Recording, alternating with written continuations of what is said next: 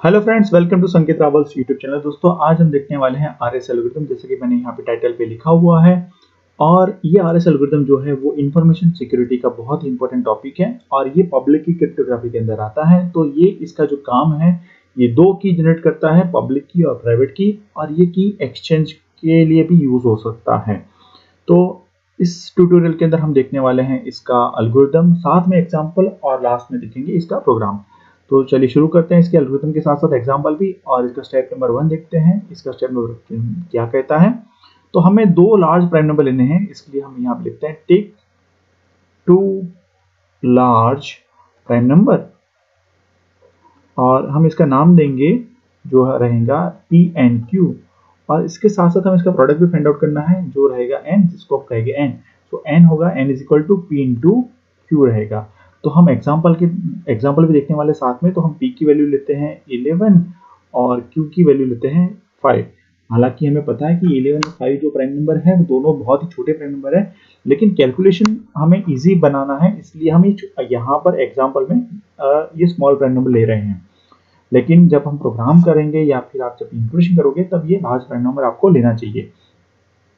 तो यहाँ पर हमें n का आंसर मिलेगा 11 इंटू 5 इज इक्वल टू 55। तो हम इसको पहले सबसे पहले हाईलाइट कर देते हैं कि जो n की जो वैल्यू है वो है 55। और अब चलते हैं स्टेप नंबर 2 के ऊपर। तो स्टेप नंबर 2 जो है हमारा वो कैसा है यहाँ पर, कि स्टेप नंबर 2 के अंदर हमें फाइंड आउट करना है फाई ऑफ n को। ओके, तो हम कैलकुलेट करेंगे फाई ऑफ n को, और जो फाई ऑफ n है उसका इक्वेशन है phi of n is equal to का p minus 1 into q minus 1, ये इसका इक्वेशन है। तो फाई ऑफ n हमें मिलने वाला है यहाँ पर इस तरीके से। Phi of n is equal to रहेगा 11 minus 1 into 5 minus 1 is equal to होगा 10 इंटू 4 इज इक्वल टू 40। तो हमें फाई ऑफ एन की जो वैल्यू जो मिली वो हमें मिली 40। तो इसको भी अब हाईलाइट कर देते हैं, जो भी इंपॉर्टेंट है हमारे लिए। और यहाँ पर p इज इक्वल टू 11 और q इज इक्वल टू 5, ये दोनों इंपॉर्टेंट है। तो अब चलते हैं स्टेप नंबर 3 के ऊपर। स्टेप नंबर 3 जो है उसके अंदर हमें सिलेक्ट करना है ई को, यानी ई को चूज करना है जो पब्लिक की के लिए काम आएगा। तो हम यहाँ पर सिलेक्ट करते हैं सिलेक्ट ई। जो ई है उसको सिलेक्ट कैसे करेंगे और वो कैसा होना चाहिए। तो सबसे पहले ई जो है वो 1 से बड़ा होना चाहिए, यानी 1 शुड बी लेस देन ई। और ये ई जो है वो फाई ऑफ एन से छोटा होना चाहिए, हमारे फाई ऑफ एन से, यानी 40 से इस एग्जांपल के अंदर फाई ऑफ एन से छोटा होना चाहिए। साथ में ई और फाई ऑफ एन का जो जीसीडी जो है उनका जो आंसर मिलना चाहिए, उन दोनों का जीसीडी वो हमें 1 मिलना चाहिए, यानी फाई ऑफ एन का और ई का जीसीडी जो है 1 मिलना चाहिए। जीसीडी यानी ग्रेटेस्ट कॉमन डिवाइजर, यानी इन दोनों का 1 मिलेगा तो ही हमें 1 मिलेगा तो ही हम उस वैल्यू को ई सिलेक्ट करेंगे। अब ये 1 कैसे मिल सकता है, तो उसके लिए हम एक नॉर्मल सा जो सिंपल हमने last standard 5th 6th 7th में आता है GCD find out, sorry phi of n का फैक्टर्स फाइंड आउट करेंगे। और सबसे पहले देखते हैं इसका फैक्टर कैसे फाइंड आउट कर सकते हैं फाई ऑफ एन का। तो हमारे पास है 40 और इसके फैक्टर्स फाइंड आउट करते हैं, यानी को प्राइम फैक्टर्स फाइंड आउट करेंगे। सबसे कॉमन सबसे जो स्मॉलेस्ट प्राइम नंबर होता है उससे शुरुआत करते हैं, और जो 2 जो होता है वो सबसे स्मॉलेस्ट प्राइम नंबर होता है। तो 40 बाई डिवाइड 2 करते हैं तो हमें आंसर मिलता है 20। यहाँ पर 1 सेकेंड 2 से डिवाइड करेंगे तो यहाँ पर आंसर मिलेगा 10। 1 सेकेंड 2 से डिवाइड करेंगे आंसर आएगा 5। तो 5 को सिर्फ ये 5 ही डिवाइड कर सकता है और कोई डिवाइड नहीं कर सकता। तो यहाँ पे ये हमें सारे फैक्टर्स मिले 40 के। तो हमें दो प्राइम नंबर मिले, एक है 2 और दूसरा है 5। तो हमें जो ई सिलेक्ट करना है वो 2 और 5 और उनके मल्टीप्लायर्स। एक बार फिर से कहूंगा दोस्तों, हमें जो ई सिलेक्ट करना है वो 2 और 5 और उनके मल्टीप्लायर्स को छोड़ के हमें सिलेक्ट करना है, यानी 2 और 5 नहीं होना चाहिए और उनका कोई मल्टीप्लायर है तो वो भी नहीं होना चाहिए उसके अंदर। तो इसका आसान कैसे करेंगे, इसको आसान इस तरीके से करते हैं दोस्तों हम इसके अंदर, कि हम ई जो सिलेक्ट करेंगे वो ऐसा प्राइम नंबर लेंगे जो 2 और 5 ना हो इसमें। तो हम इस तरीके से ई की वैल्यू सिलेक्ट करते हैं इसके अंदर। तो हम ई की वैल्यू जो लेते हैं यहाँ पर ई इज इक्वल टू लेते हैं 3। तो 3 जो एक प्राइम नंबर है और 2 और 5 के अंदर नहीं आता। तो हम इसको एक हाईलाइट कर देते हैं हमारे ई की वैल्यू को। हमने यहाँ पे जो ई की वैल्यू ली वो है 3। ठीक है, ओके। तो हम इस तरीके से ई को सिलेक्ट करेंगे। और अब चलते हैं स्टेप नंबर 5 की ओर। स्टेप नंबर 5 के अंदर हमें कैलकुलेट करना है डी को, ठीक है। अब डी कैलकुलेट कैसे करेंगे हम, यानी सी डी कैसा सिलेक्ट करना है हमें, तो जो डी है वो डी कैसा होना चाहिए, तो डी इंटू ई करते हैं और mod of phi of n करेंगे, तो उसका आंसर हमें जो मिलना चाहिए वो मिलना चाहिए 1। यानी डी और ई का मल्टीप्लीकेशन होने के बाद हम मोड करेंगे फाई ऑफ एन से, तो हमें आंसर मिलना चाहिए 1। तो ये सॉर्ट आउट कैसे कर सकते हैं, कुछ लोग इटरेटिव मेथड को अप्लाई करते हैं लेकिन वो बहुत लेंथी हो सकती है अगर ई की वैल्यू बहुत ज्यादा है तो, ठीक है।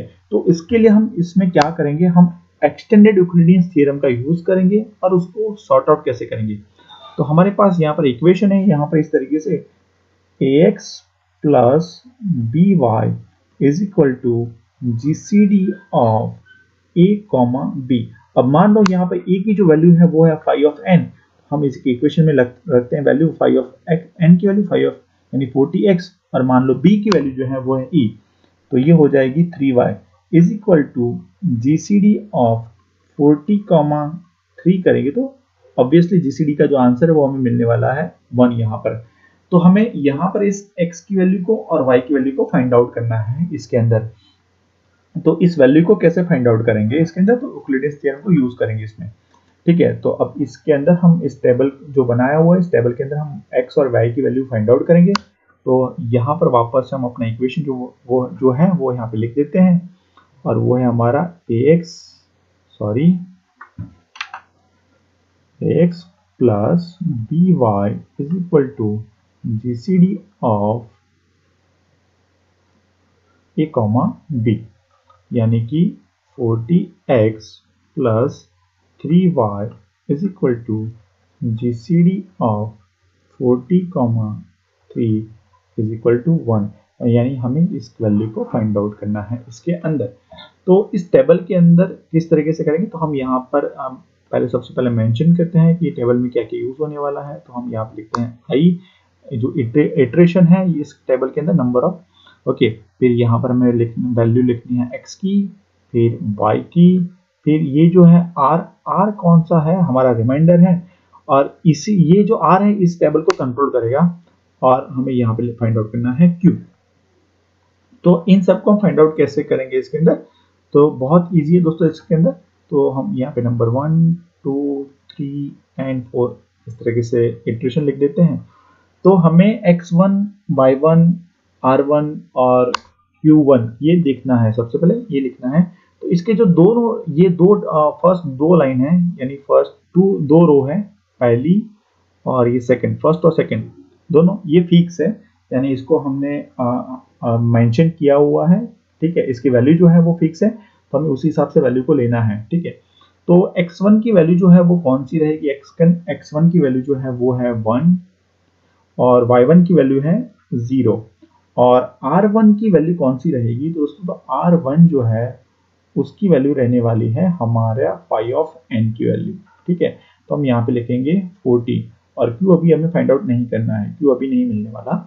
अब सेकंड रो है उसके लिए बात करते हैं। तो यहाँ पर x2 की जो वैल्यू है वो है 0, y2 की वैल्यू है वो है 1, और r2 जो है वो है हमारा e, ठीक है, यानी कि b की वैल्यू, ठीक है। तो वो आने वाला है 3, और जो q2 है, ठीक है, q2 जो है वो कौन सा है हमारा, तो वो है हमारा r1 डिवाइड बाय r2। तो वो उसमें हम जो आंसर मिलेगा वो हमारा कौन सा होगा, इंटीजर वैल्यू होगा। तो 40 डिवाइड बाय 3 करते हैं तो हमें आंसर मिलता है 13, ठीक है। हमें वैल्यू लेनी है इंटीजर, ये वन टाइप ऑफ क्वोशंट है। तो यहाँ पर हम क्वोशंट लिखेंगे सिर्फ इंटीजर वैल्यू के अंदर।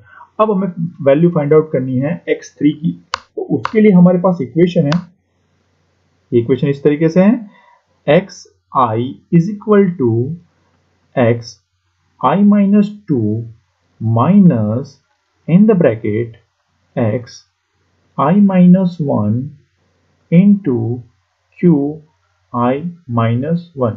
यानी हमें करना क्या है इसके अंदर, जो x3 की वैल्यू अगर फाइंड आउट करनी है तो 1x1 की वैल्यू माइनस x2 की वैल्यू इनटू qi, यानी q2 को मल्टीप्लाई करना है। बहुत इजी है इसके लिए, तो साथ में एग्जांपल लिख देते हैं इसके अंदर कि जो x3 है वो क्या रहेगा, xi माइनस 2 है, तो i यानी कि 3 माइनस 2 यानी कि 1 मिलता है, तो यहाँ पे 1 minus in the bracket 0 into 13 यानी i माइनस 1 2 माइनस 1 यानी एक्स्ट्रा 1 मिलेगा हमें, 3 माइनस 1 यानी 2 मिलेगा, यानी 0 इंटू 3 मिलेगा, हमें 13 मिलेगा। ठीक है, तो वैल्यू मिलेगी x3 की वैल्यू मिलने वाली है 1, तो यहाँ पर आएगा 1 आंसर आने वाला है।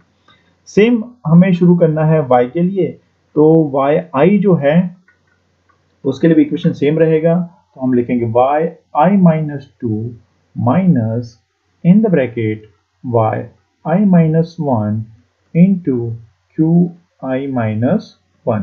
ठीक है, तो इसके लिए भी हम सेम वही चीज फॉलो करने वाले हैं। तो y3 की वैल्यू अगर फाइंड आउट करनी है तो हमें क्या करना है, 0 मिलेगा यहाँ पर, माइनस हमें y i माइनस 1 है, तो यहाँ पर ब्रैकेट के अंदर जो होगा वो होगा y i minus 1 that is 1 into 13, तो यहाँ पर आंसर आने वाला है -13। ठीक है दोस्तों, तो यहाँ पर आएगा -13। जैसा कि मैंने पहले बताया कि यहाँ पे जो ये r है इस टेबल को कंट्रोल करेगा, तो हमें कब तक ये फाइंड आउट करना है, जब तक हमें r की वैल्यू 1 नहीं मिलती तब तक हमें इसको आगे करते रहना है इसके अंदर। तो अगर पहली लाइन में अगर यहाँ पे r की वैल्यू अगर 1 मिल जाएगी तो हम यहाँ पे स्टॉप हो जाएंगे, बाकी आगे कुछ हमें फाइंड आउट नहीं करना है इसके अंदर। तो r का भी इक्वेशन वैसा ही है, तो r i is equal to r i minus 2 minus r i minus 1 into r i minus 1 इसके अंदर।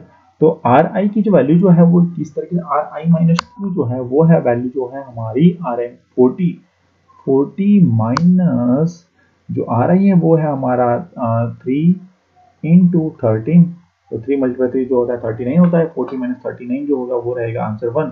तो ये तो बहुत ही बड़ी अच्छी बात है कि हमें जो नंबर 3 लाइन पे ही हमें यहाँ पे 1 मिलेगा, तो हमें यहाँ पे स्टॉप हो जाना है। अगर आप इसको फाइंड आउट करोगे तो भी चलेगा, नहीं फाइंड आउट करोगे तो भी चलेगा, इसके अंदर इसकी जरूरत नहीं है हमारे पास। अब ये जो हमें y जो मिला वो हमें मिलता है -13, तो हम अब इस इक्वेशन के अंदर हम रखते हैं, तो हमारा इक्वेशन देखते हैं कि 40 जो है उसमें x की वैल्यू हमें कौन सी मिली, 1 मिलती है, और प्लस y की वैल्यू हमें कौन सी मिली, -13 मिली यहाँ पर, और इज इक्वल टू हमें मिलना चाहिए 1 इसके अंदर। तो 40 इंटू 1 करते हैं तो 40 माइनस 39 हो जाएगा यहाँ पे, क्योंकि ये माइनस इस वजह से, तो हमें आंसर मिलता है 1। तो ये सेटिस्फाई हो गया। तो d कहाँ पर है, तो d हमें यहाँ पर मिलता है, वो है d इज इक्वल टू -13। अब जो d है वो नेगेटिव मिल रहा है, और ऑब्वियसली जो हमें डिक्रिप्शन के लिए सॉरी d की वैल्यू जो लेनी है हमें वो ऑलवेज पॉजिटिव होनी चाहिए। ठीक है, तो वापस अपने पेज पे चलते हैं, और यहाँ पर जो d जो है वो हमारा नेगेटिव है, उसके लिए यहाँ पे लिखते हैं कंडीशन।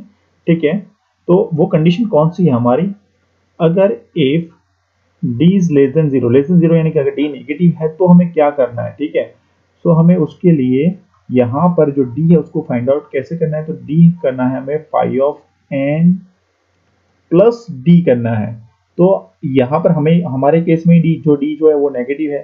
ठीक है, तो फाई ऑफ n की वैल्यू कौन सी है, 40, और d की वैल्यू है -13। ठीक है, तो हमारा जो d मिलेगा वो है d की वैल्यू 727। तो ये हमें मिलने वाली है यहाँ पर 27 वैल्यू हमें मिलेगी इसके अंदर। तो हम इसको हाईलाइट करते हैं, जो है 27। अगर मान लो कि अगर आपका जो d जो है वो फाई ऑफ n से बड़ा आता है, पॉजिटिव तो है लेकिन फाई ऑफ n से भी अगर बड़ा है तो क्या करें, तो उसके लिए हम ये भी कंडीशन लिखनी पड़ेगी दोस्तों कि अगर d जो है वो ग्रेटर देन है फाई ऑफ n से, ठीक है, तो भी हम उसके लिए हमें d को छोटा करना पड़ेगा फाई ऑफ n से। तो उसके लिए हम क्या करेंगे, जो d जो है वो बनेगा d is equal to d mod of phi of n करेंगे इसके अंदर, तो हमें ये d सही तरीके से मिलेगा इसके अंदर।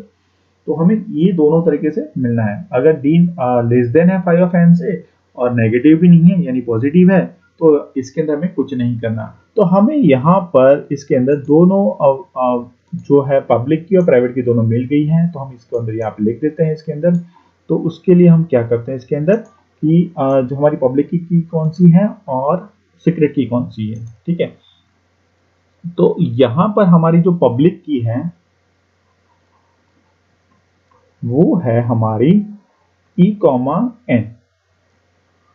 ठीक है, तो हमें पता है कि e की वैल्यू कौन सी थी हमारी, जो थी 3, और n की वैल्यू है हमारी 55। तो हमें सारे पब्लिक को ये एक अपनी की दे देनी है इसके अंदर, और जो प्राइवेट की है ये हमें अपने पास रखनी है, ये किसी को शेयर नहीं करनी है इसके अंदर।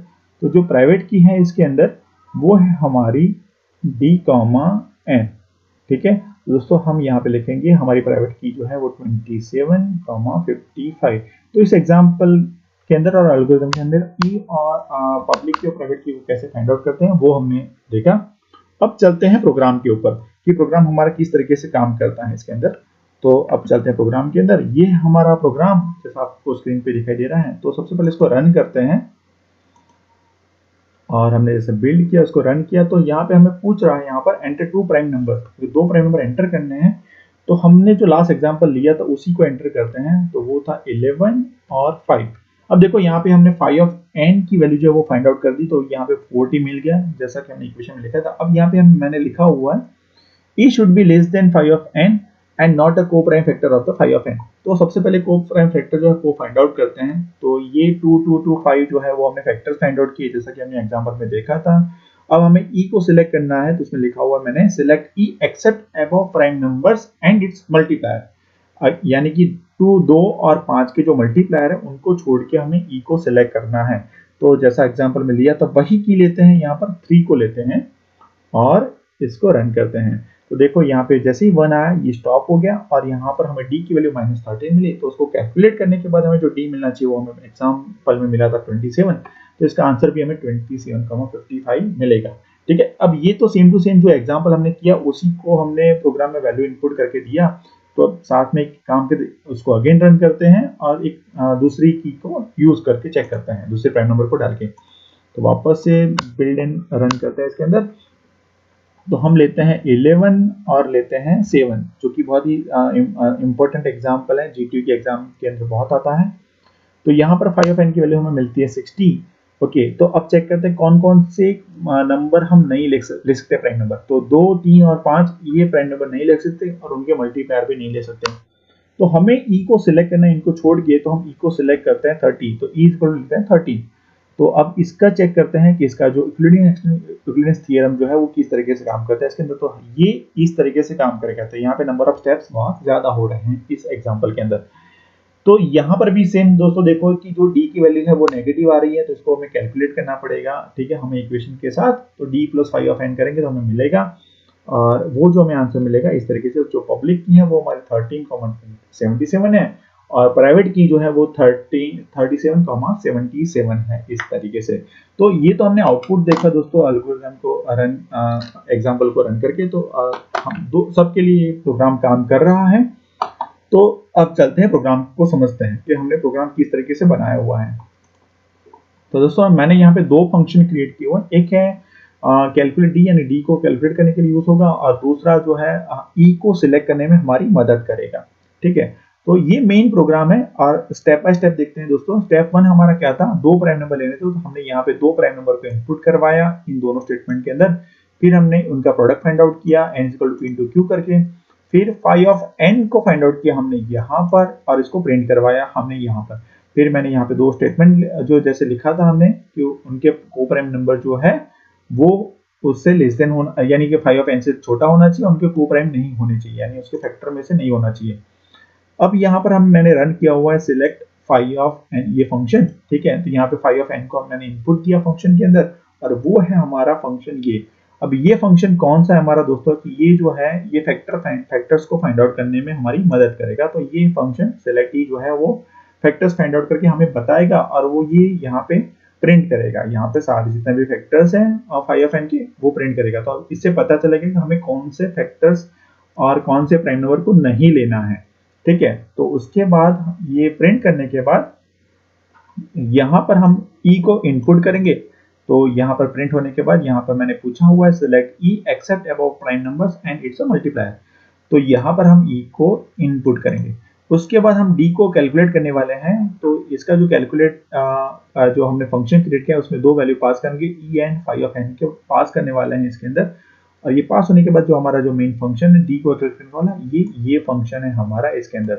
तो मैंने मैक्सिमम इनपुट 1000 तक हमने क्रिएट करने का सोचा था कि यहाँ तक हम आपकी इटरेशन है वो यहाँ तक जा सकता है इस तरीके से। इससे ज़्यादा भी हो सकता है अगर आपके पास जो नंबर ऑफ जो ई की वैल्यू है ज़्यादा हो सकती है तो। लेकिन एग्जाम्पल के अंदर छोटी वैल्यू ले रहे हैं तो इससे ज़्यादा नहीं होगी।